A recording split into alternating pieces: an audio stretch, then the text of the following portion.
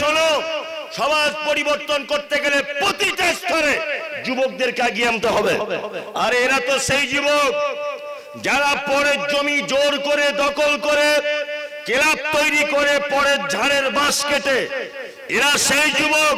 Bharat Australia খেলা রাত 2টোয় শেষ হয়েছে ম্যাচ, পোল্ট্রির দোকানদারের ডেকে নিয়ে রাত 2টোর সময়তে গ্যাস ওভেন ভাড়া করে দোকানদারের কাছ থেকে মুরগি কিনে পিকনিক করা যুবক। এরা তো সেই যুবক যারা উত্তর পাড়াদের সঙ্গে চ্যালেঞ্জ করে দক্ষিণ পাড়াতে দামি বক্তা এনে রাতারাতি প্যান্ডেল করে তারপরের দিন জলসা করার ক্ষমতা রাখে। এরা তো সেই যুবক ওই পাড়াতে 20টা গরু জবাই করে জলসা করেছে, আমরা 30টা করব। আরে এদের দ্বারা সমাজ পরিবর্তন করা সম্ভব। যে পদ্ধতি, এই পদ্ধতি যতক্ষণ না পর্যন্ত মুহাম্মদ সাল্লাল্লাহু আলাইহি ওয়াসাল্লামের পদ্ধতিতে রূপান্তরিত না করতে পারবো ততদিন পর্যন্ত সমাজ পরিবর্তন করা সম্ভব নয়। দেখি একটু পানি দেখি, একটা কথা বলি শুনুন। দেন ওই ঠান্ডা পানি দেন, যা আছে ওই দেন, একটু দেন। একটা পোকা ঢুকে গেছে গাছে। আচ্ছা বলুন, আপনাদেরকে একটা কথা বলি। সরকারি চাকরি কত বছর হলে শেষ হয়? 60 বছর। কেন শেষ হয়? কেন শেষ হয়? এই কারণে সরকারি কর্তৃপক্ষ জানে যে তোমার 60 বছর বয়স হয়ে গেছে মানে তোমার চোখের জ্যোতি কম, তুমি কানে কম শুনবে, তোমার বুদ্ধি কমে গেছে। তুমি বাড়িতে বসে অর্ধেক বেতন খাও তবুও ভালো, স্কুলে এসে ছাত্রদের তুমি 12টা বাজাও না। কি বললাম বুঝলেন? একটা লোক রেল চালায়, রেল ট্রেন ড্রাইভার, পাইলট, 60 বছরে একদিন হয়ে গেলে তার আর চাকরি টিকবে না। মানে রেল কর্তৃপক্ষ জানে চোখের জ্যোতি কমে গেছে, সিগন্যাল বুঝতে পারবে না, অ্যাক্সিডেন্ট করবে। তার মানে সরকারি হিসাবে 60 বছর হয়ে গেলে ওর আর কোনো দাম নাই। তোমার সম্মানের কারণে বাড়িতে বসে বসে টাকা খাও তবুও ভালো, অর্ধেক বেতন খাও। তুমি মরে গেলে তোমার বউ খাক তবুও শান্তি, তুমি স্কুলে এসে সর্বনাশ করে দিও না, ট্রেন চালিয়ে অ্যাক্সিডেন্ট করে দিও না। তার মানে কি 60 বছর বয়স মানে তুমি নিজেই এখন এমার্জেন্সি রোগী, তাই না? আর আমাদের সমাজের অবস্থা কি? আমার মাঝে সাঝে মাথায় খুন চেপে যায় সব দেখলে, আমি সহ্য করতে পারি না। 60 বছর বয়স হয়ে গেল, স্কুল থেকে রিটায়ার করেছে, এইরকম লোককে গ্রামের মসজিদের মিটিং ডেকেছে, বলছে তুমি সভাপতি হও। ও সভাপতি হয়ে কি করবে? ঘোড়ার ডিম করবে? নিজের 20 বার 4 বার করে অজু করলে ভেঙে যায়। ওর হাতে দিয়েছে বড় সমাজের খাতা, বলছে তুমি হিসাব রক্ষক হও। ও কি হিসাব করবে? ও কি হিসাব করবে? যত মাদ্রাসা, মসজিদ, ঈদগাহ, জলসা, সমস্ত জায়গাতে বুড়ো মানুষ ও চলতে পারে না, ওকে দায়িত্ব দিয়েছে, বলছে তুমি সভাপতি হও। ও সভাপতি হয়ে কি করবে? আর ওকেও বলি তোমার নিজস্ব তো একটা জ্ঞান বুদ্ধি থাকা দরকার, যে আমার এখন বুদ্ধি কমে গেছে, চোখে চশমা লাগাতে হয়, কানে আমার ইয়ারফোন লাগাতে হয়, কানে কম শুনি বলে, অজু ভেঙে যায় বারবার, আমার নামাজে গেলে লুঙ্গি খুলে যায় বারবার, আমি এই দায়িত্ব নিই কেমন করে?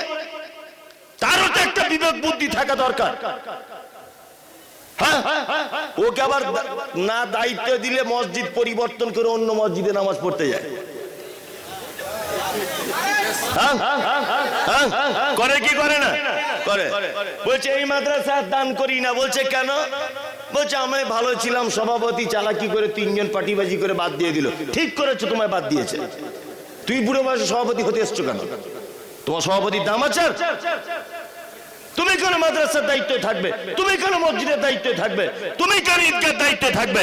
আরে শোনো, সমাজ পরিবর্তন করতে গেলে প্রতিটা স্তরে যুবকদেরকে এগিয়ে আনতে হবে।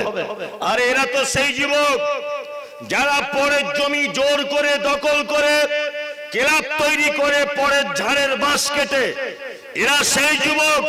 ভারত অস্ট্রেলিয়া খেলা রাত 2টোয় শেষ হয়েছে ম্যাচ, পোল্ট্রির দোকানদারের ডেকে নিয়ে রাত 2টোর সময়তে গ্যাস ওভেন ভাড়া করে দোকানদারের কাছ থেকে মুরগি কিনে পিকনিক করা যুবক।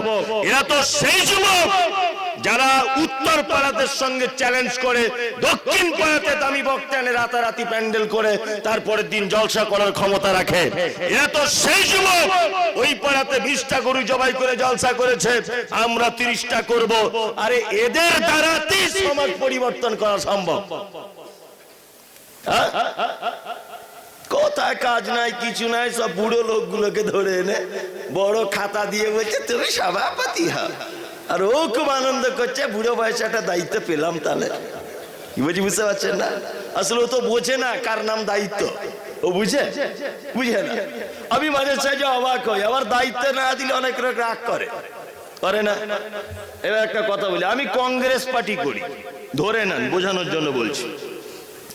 তা কংগ্রেসের আমি এমএলএ, এবার আমি কংগ্রেসের টিকিট পেলাম না, পার্টি থেকে আমার টিকিট দেয়নি, কারণ কিছু একটা ঘটেছে।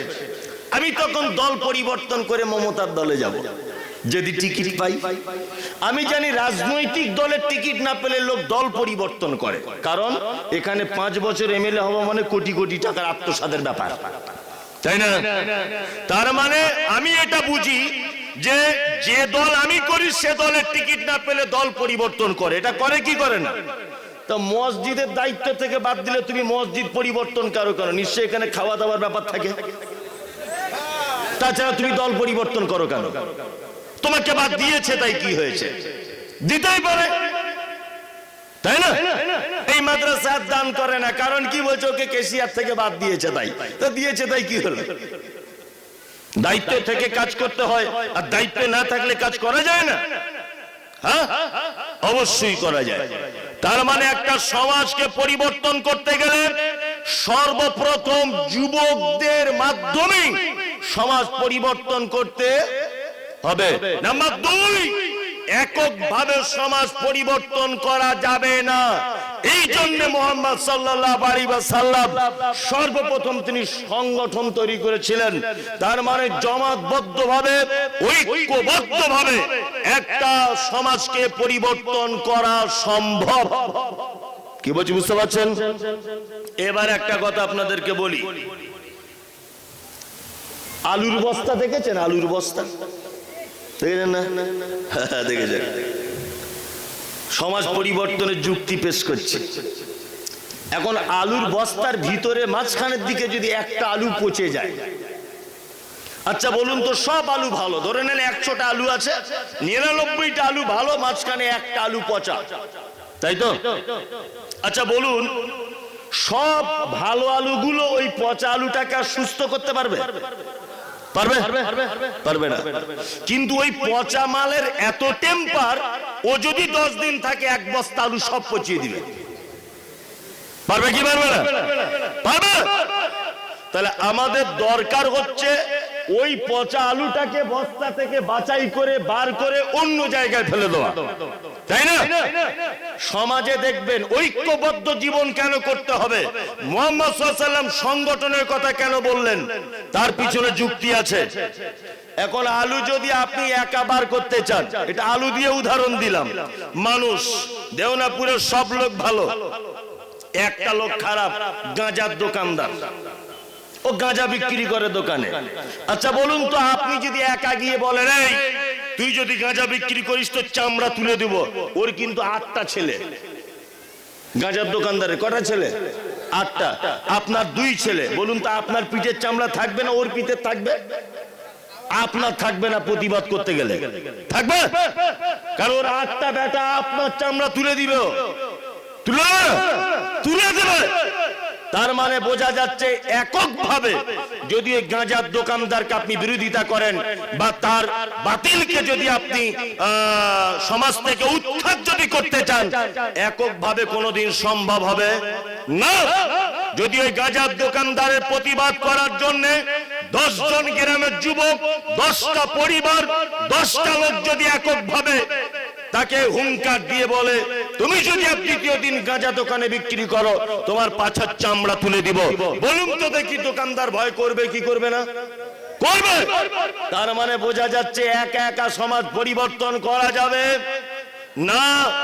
জুম্মার মসজিদে ইমাম সাহেব একা খুতবা দিয়ে সমাজ পরিবর্তন হবে না, ইমাম সাহেবের সঙ্গে আপনাদের থাকতে হবে, তবে সমাজ পরিবর্তন করা সম্ভব। অধিকাংশ ইমাম সাহেব হক কথা বলার কারণে তার চাকরি চলে গেছে। আমি নিজের শোনা ইমাম সাহেবের কাছে কথা, সুদের ব্যাপারে বক্তব্য দিয়ে অজস্র ইমামের চাকরি চলেছে। হারামের বিরুদ্ধে বক্তব্য দিতে গিয়ে অজস্র ইমাম সাহেবদের চাকরি নষ্ট হয়েছে। পণপ্রথার বিরুদ্ধে বক্তব্য দিতে গিয়ে অজস্র ইমাম সাহেবদের চাকরি নষ্ট হয়েছে। আর এই ইমাম সাহেব ইমাম বলে টোটাল সমাজ পরিবর্তন করা ঠিকই দেন নাকি উনি? আপনি কি করলেন? আপনি অন্তত পক্ষে কিছু করতে পারেন না পারেন, আপনিও সাপোর্টে কথা হয়ে বলুন যে না, আল্লাহ এবং তার নবী মানা করেছেন এ কথাই সত্য, আল্লাহ এবং তার নবী নিষেধ করেছেন এ কথাই সত্য। অথচ আমরা সমাজের মানুষ এমন, ওর সাপোর্ট করা তো দূরের কথা, বরং বিরোধী লোকেদের সঙ্গে পার্টি করে মুনাফিকি করে ইমাম পরিবর্তন করে দিয়েছে। কি বলছি বুঝতে পারছেন? তার মানে সমাজ পরিবর্তনের আর একটা দিক হলো ঐক্যবদ্ধভাবে সমাজ পরিবর্তন করতে কি হবে, এককভাবে হবে না। এইবার আপনাদের বলি, সমাজ পরিবর্তনে যুবকদের দায়িত্ব দিলে সমাজের উপকার কি হবে বলবে? এটা বলে দিই, সব যুক্তি তর্ক দিয়ে আপনাদেরকে বোঝাচ্ছি। আচ্ছা বলুন, এলাকায় দেখবেন কিছু ফুটবল খেলা হয় না? হয়। দেখবেন যখন গোল হয়ে যায় তখন দুটো মেয়ে হাফ প্যান্ট পরে কলকাতার দিক থেকে ভাড়া করে আনে, হাফ প্যান্ট করে এরকম ঝুমঝুমি বাজিয়ে ড্যান্স করে। দেখেছেন অনেক জায়গা হয়। ফাইনাল খেলাতে আনে, সব আনে না? আনে। চাচাও দেখছি হা করে দেখছে, 16 বছরের ছেলেও দেখছে, 60 বছরের বুড়ো দেখছে। কি বললাম বুঝলেন? এগুলো হয় কি হয় না? আচ্ছা, আপনাদের গ্রামে দেওনাপুরে ওই একটা ফুটবল খেলা হচ্ছে, ধরে নেন, ভালো করে বুঝবেন। 4টে বুগি বুগি ড্যান্স করার মেয়ে নিয়ে এসছে, আর একটা করে গোল হচ্ছে, আর সেইরকম ড্যান্স, লোকে হাততালি দিচ্ছে, সাংঘাতিক খেলা। আমাদের গ্রামের মতো খেলা, ঐতিহ্যবাহী খেলা এই মালদা এলাকায় আর কোনোদিন হয় না। এইসব নানান গল্প হয় কি হয় না? আচ্ছা, এই খেলাগুলো পরিচালনা করে কারা? কারা বলুন? যুবক ছেলেরা করে তো। এই যে 1 জানুয়ারিতে পিকনিক, ডিজে বাজানো করে কারা? বুড়োরা। কারা করে? যুবকরা। 31st নাইট এগুলো করে কে? যুবক। ভ্যালেন্টাইন্স ডে পালন করে কে?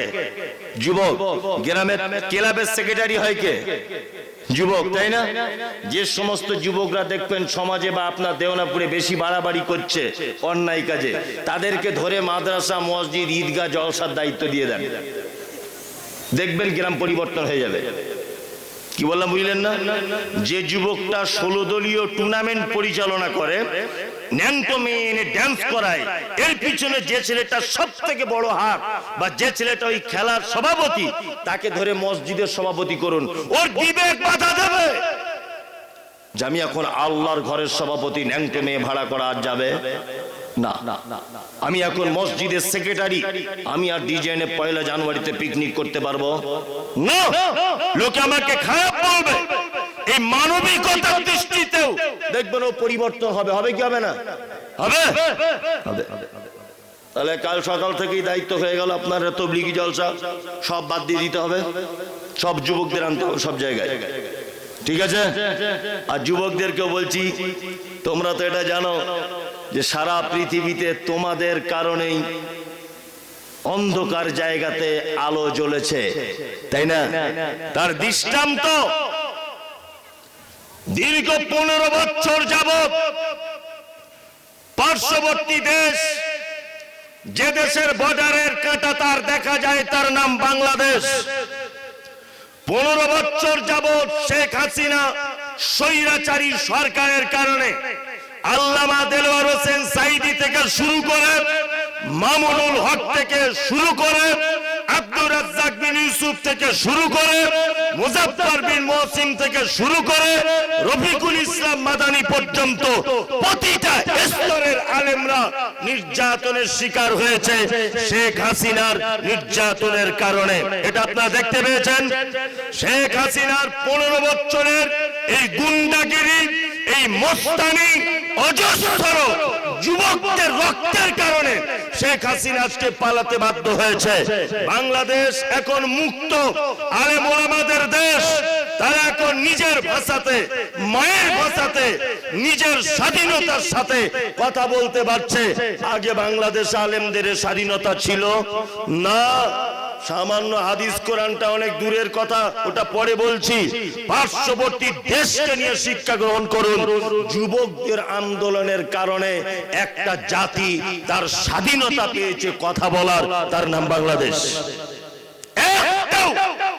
বুড়ো লোকেরা শেখ হাসিনার বিরুদ্ধে চারণ করেনি, করেছে কারা? তরতাজা যুবক,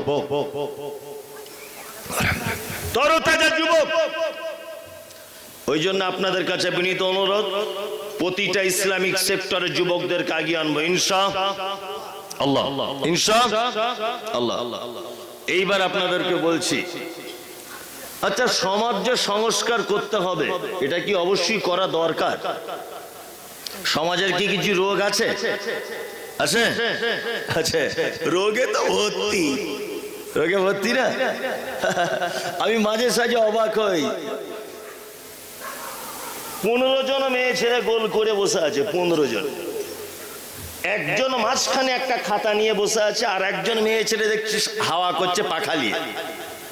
ও নিজের বরকে জীবনে হাওয়া করে না, আর নিজের বরকে কোনোদিন আপনি বলে কথা বলেন, ওকে আবার বলছে স্যার। স্যার কি বললাম বুঝলেন না? এই গোল করে বসে মাঝখানে একজন বসে থাকে, আর একজন হাওয়া করে, আর স্যার আর স্যার, স্যার আর স্যার। আচ্ছা বলুন তো এগুলো কারা? কিস্তি? এসব তো আপনাদের দিকে নেই। আচ্ছা আচ্ছা, তাহলে এটা ভালো জিনিস না খারাপ জিনিস? খারাপ, খারাপ। দুই, সমাজে অজস্র রকম পাপাচার চলছে, চলছে না? চলছে। অনেক পাপ এমন হয় যে পাপগুলো প্রতিবাদের কারণে দিন রাত বেড়ে চলেছে, চলেছে না?